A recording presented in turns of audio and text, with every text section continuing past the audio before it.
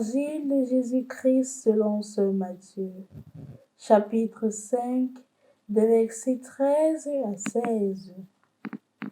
En ce temps-là, Jésus disait à ses disciples, « Vous êtes le sel de la terre, mais si le sel devient fade, comment lui rendre de la saveur? Il ne vaut plus rien. On le jette dehors et il est piétiné par les gens. Vous êtes la lumière du monde.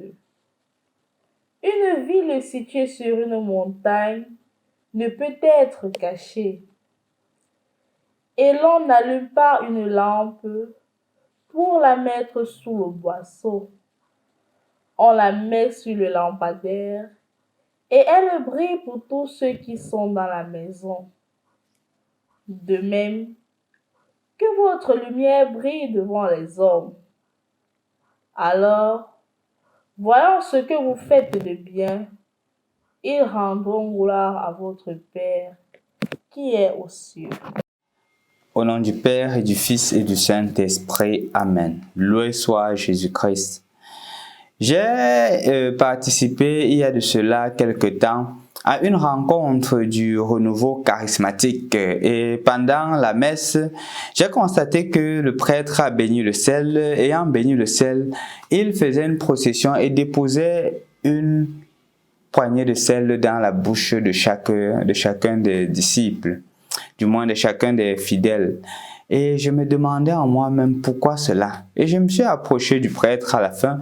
Je lui ai demandé quelle est la symbolique de cela. Il m'a cité ce passage de l'Évangile, « Vous êtes le sel de la terre ». En effet, quand je dépose le sel dans leur bouche, me disait-il, c'est pour leur symboliser ou leur signifier la valeur qu'ils doivent avoir. Ils doivent savourer la vie des autres. Et ce qui doit sortir de leur bouche, me disait-il, ce sont des paroles de bénédiction, ce sont des paroles d'amour et non des paroles de malédiction. Parce qu'en effet, me disait-il, Jésus nous identifie comme sel de la terre dans la mesure où nous donnons aussi de la saveur à la vie des autres. Cela m'a profondément marqué. Et je crois en toute vérité que c'est l'objectif de l'évangile de ce jour. Jésus veut nous signifier une fois de plus que nous devrions donner de la saveur dans la vie des autres. Et de ne pas être ce que j'ai souvent l'habitude de dire, des joy killers. Des joy killers, ce sont des personnes qui tuent la joie. Quand ils arrivent, il y a toujours la tristesse autour d'eux. Quand tout le monde est content autour d'eux, ils sont mal à l'aise. Au lieu d'être des joy givers. Des joy givers, ce sont des personnes qui donnent de la joie. Quand ils sont là, il y a de la joie. Quand il y a la tristesse, leur présente ravive et redonne de l'espoir aux autres. Donc, quand Jésus demande à chacun d'entre nous, ou il affirme que nous sommes le sel de la terre, nous sommes invités à être des joy givers, des personnes qui donnent de la joie dans la vie des autres. Deuxièmement, il présente aussi chacun d'entre nous comme la lumière du monde.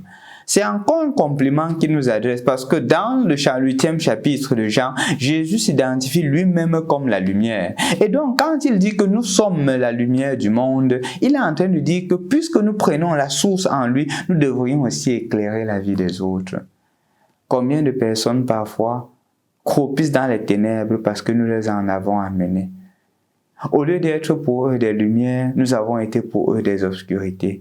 Au lieu d'être pour eux des personnes qui illuminent, nous avons été des personnes qui apportent des ténèbres. Je crois que le Seigneur voudrait dans l'évangile d'aujourd'hui nous rappeler notre mission d'être lumière. Et étant lumière, d'amener les gens dans la lumière. Concrètement, comment? La première conséquence de la lumière, c'est qu'elle éclaire. Ça veut dire que quand je vois ce qui n'est pas bon, ce qui est injuste, ce qui est mauvais, j'ai le courage de dire que ce n'est pas juste. J'ai le courage de dire que le chemin que nous sommes en train d'emprunter est mauvais pour telle raison, parce que ça ne va pas en droite ligne avec l'appel que nous avons reçu de Dieu. La deuxième raison, c'est que la lumière sert aussi d'avertisseur, dans la mesure où quand, par exemple, nous sommes en face d'un traffic light, des panneaux de signalisation, c'est quand il faut avancer, quand il faut s'arrêter, quand il faut faire attention. C'est aussi notre mission de dire aux gens que en ce moment-ci, il faut s'arrêter, en ce moment-ci, il faut s'avancer parce que c'est le feu vert, et en ce moment, il faut faire attention. Ne tombons pas dans le piège de ceux qui disent que parfois dans la vie, les conséquences valent mieux que les conseils et laisser des gens sombrer. Non, la lumière a aussi cette mission-là d'éclairer et d'aider les gens d'arriver à la grande lumière qui est Jésus-Christ. Je te prie donc, mon frère, ma soeur, en ce jour, d'être une lumière pour tes frères et tes sœurs, de ne pas avoir honte de ta foi, mais d'être spécialement un sel, de donner le goût à la vie des autres. Et ainsi, tu n'auras pas besoin de dire que tu es la lumière ou tu es le sel, comme dit le dernier verset. Les gens verront en toi une lumière et un sel, et ils rendront gloire à Dieu. Ils diront, vraiment, j'ai le goût d'être chrétien. Celle-ci me donne la volonté d'être chrétien ou chrétienne en me voyant agir. En la voyant agir, je suis content du christianisme et je veux aussi devenir un chrétien selon le cœur de Jésus.